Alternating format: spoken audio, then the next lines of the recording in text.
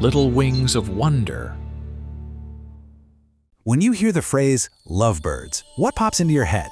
For most of us, it's probably that classic image of two birds snuggled up on a branch, right? It's the ultimate symbol of romance. But what's really going on behind that greeting card picture? Well, today, we're gonna pull back the curtain and look at the real story behind some of the animal kingdom's most famous couples. And this quote right here, it just perfectly sets the stage for what we're about to explore. We're not just talking about symbols anymore. We're diving into the science of how birds connect. From a couple that sticks together all year long to relationships that span entire oceans. It's fascinating stuff. So let's kick things off with a bird many of us can see right outside our windows, the northern cardinal. They're more than just that beautiful splash of red you see in the winter. They're an amazing example of year-round devotion. Okay, so here's where it gets really interesting.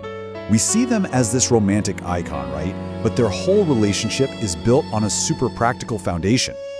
See, cardinal pairs don't just get together for one season, they often stick together all year round. And that constant companionship is really about survival. It means two sets of eyes watching for predators and a partner you already know you can count on when it's time to raise a family. This is honestly one of the sweetest things you'll see in the bird world.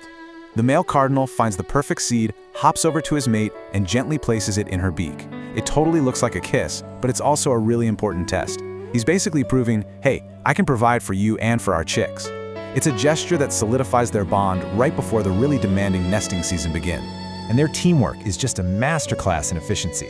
Seriously, their parenting is like a well-oiled machine. While she's building the nest, he's on guard duty. While she's sitting on the eggs, he's out there on a non-stop food delivery run for her. This whole tag team system works so well that they can actually raise several families in just one season.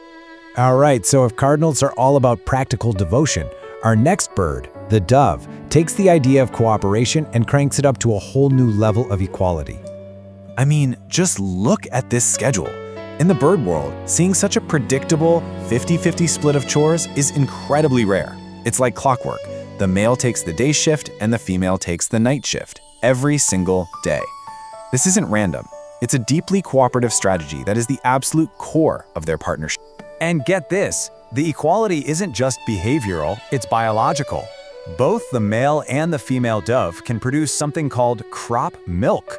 It's this super nutritious, rich substance they feed their babies. The fact that both parents have this incredible ability really just underlines how deep their equal partnership runs. Okay, so we've seen the quiet equality of doves. Now let's switch gears completely and talk about sheer intensity. As their name pretty much gives away, the bond between lovebirds is all about constant physical connection. So what does that intensity actually look like? Well, it's pretty much nonstop. Lovebirds spend hours just pressed up against each other. They groom each other's feathers, especially in those hard-to-reach spots, and they even feed one another. And this isn't just for show. Research has found that paired-up birds actually have lower levels of stress hormones.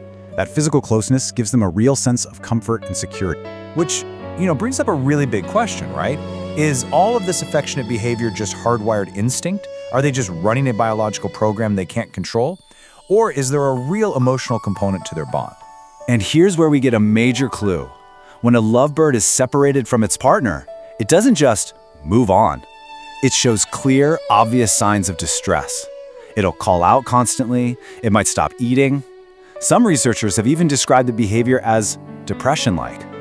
That powerful, heartbreaking reaction to loss strongly suggests their bond is way more than just instinct. Now for our final case study, and this is maybe the most epic story of them all, the albatross. These incredible seabirds are the ultimate example of commitment. We're talking a lifelong bond that's maintained across vast, empty oceans. Seriously, just try to wrap your head around this for a second. An albatross spends most of its life alone at sea, flying thousands and thousands of miles. And yet, every breeding season, it navigates all the way back to the exact same tiny island, to the very same spot, to find the exact same partner it hasn't laid eyes on in months. The level of fidelity that requires is just mind-boggling. And if you want one single story that just embodies this incredible commitment, you have to hear about Wisdom.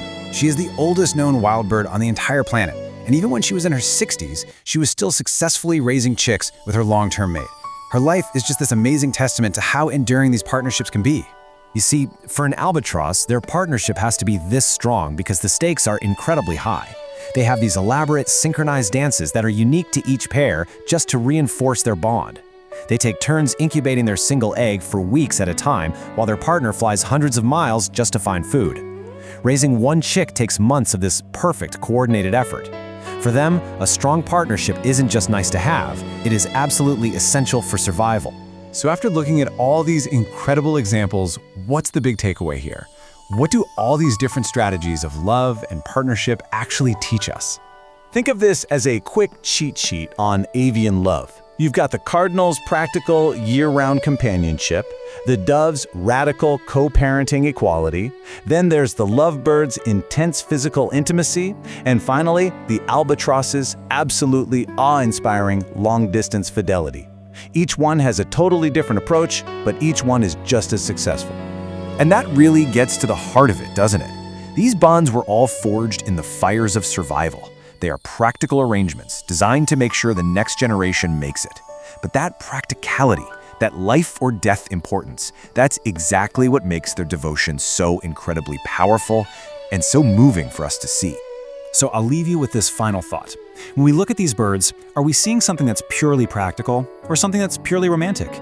Or maybe we've just discovered that out in the natural world, the most practical arrangement is also the deepest and most enduring form of romance. Maybe they're not so different after all. Something to think about.